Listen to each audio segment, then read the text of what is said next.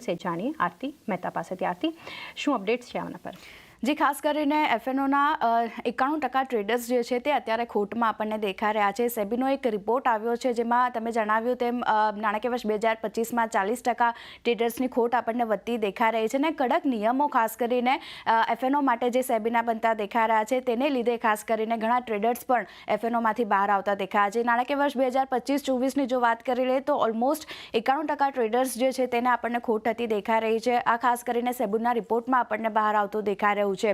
બીજી બાજુ વાત કરી લઈએ કેટલા ટ્રેડર્સને ખોટ થતી દેખાઈ રહી છે તો જુઓ FY25ની જો આપણે વાત કરી લઈએ 41% ટ્રેડર્સ FY24 કરતાં આપણને વધતા જોવા મળ્યા છે જેને ખોટ એફએનઓમાં આપણને થતી દેખાઈ રહી છે. તો આ એક વધારો ખાસ કરીને એફએનઓમાં જે ટ્રેડ કરી રહ્યા છે તેની માટે બનતો દેખાઈ રહ્યો છે. ખાસ કરીને સેબીના જે કડક વલણ આવતા દેખાઈ રહ્યા છે એફએનઓ નિયમોને લઈને જે કડક પગલાં આવી રહ્યા છે એને કારણે ટ્રેડર્સની સંખ્યા પણ આપણને ઘટતી દેખાઈ રહી છે.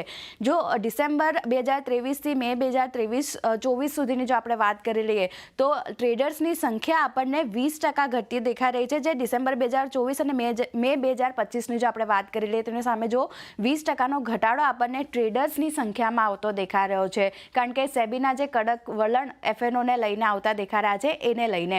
બીજી બાજુ એફએનઓ પર સેબીનું જે કડક વલણ આવી રહ્યું છે એને કારણે ઓપ્શન્સ પર શું અસર આવી શકે તેના પર પણ નજર કરવી મહત્વની રહેશે કારણ કે જે ડેલી ટર્નઓવર આપણે વાત કરી લઈએ જે એવરેજ ડેલી ટર્નઓવર હોય તેમાં બદલાવ આપણને થતો દેખાઈ રહ્યો છે. જો એફએનઓની વાત કરી લઈએ તો ડિસેમ્બર 2024થી લઈને મે 2025 અને ડિસેમ્બર 2023થી મે 2024ની જો આપણે વાત કરી લઈએ કે 24 અને 25ની વાત કરી લઈએ ઓલમોસ્ટ 5%નો ઘટાડો આપણને એવરેજ ડેલી ટર્નઓવરમાં એફએનઓમાં બનતો દેખાઈ રહ્યો છે.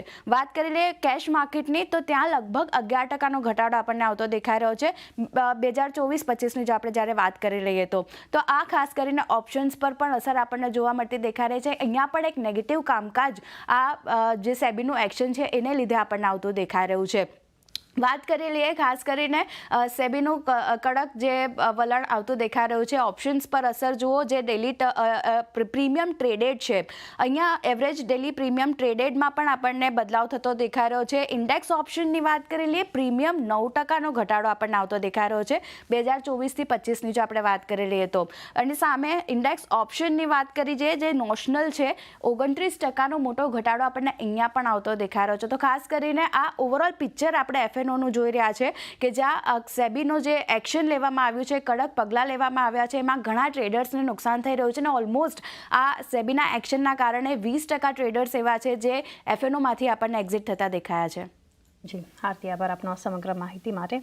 નીરવજી, એક વ્યૂ લઈએ એફએનઓ પર જે આ રિપોર્ટ આપણે જોઈ રહ્યા છીએ જે ખોટ ટ્રેડર્સની વધી છે ટ્રેડર્સ ઓછા પણ થતા આપણને દેખાડી રહ્યા છે કારણ કે સેબી જે રીતે કડક અપ્રોચ અહીંયાથી રાખી રહ્યું છે કઈ રીતે તમે જોઈ રહ્યા છો?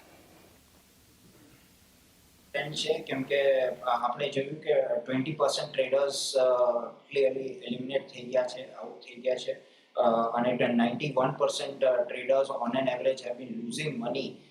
એટલે આ એક ડેફિનેટલી એક પોઈન્ટ આઉટ કરે છે કે એક કોરિલેશન અગર આપણે જોઈએ વિથ જેન સ્ટ્રીટ જેમણે એક વિન્ડફોલ ગેઇન બનાવ્યું છે ડોમેસ્ટિક માર્કેટ્સમાં. તો આઈ થિંક જે આ ડેરિવેટિવ્સ ટ્રેડ છે it is a sophisticated trade. એટલે એના જે those people who are privy to information કે જેની પાસે માર્કેટ ટ્રેન્ડ્સનો આઈડિયા હોય છે, better access to information, better access to technology, I think they win the game. તો આઈ થિંક એમાં રિટેલ ઇન્વેસ્ટર્સ માટે એક બહુ જ it becomes a very very difficult game અને એમાં the chances of losing are more. So I think this clearly demonstrates that. So it's not a healthy trend definitely. And a level playing field ની જરૂરત છે, but I think that's the way markets are. So I think the retail investors માટે best છે to avoid participating in this.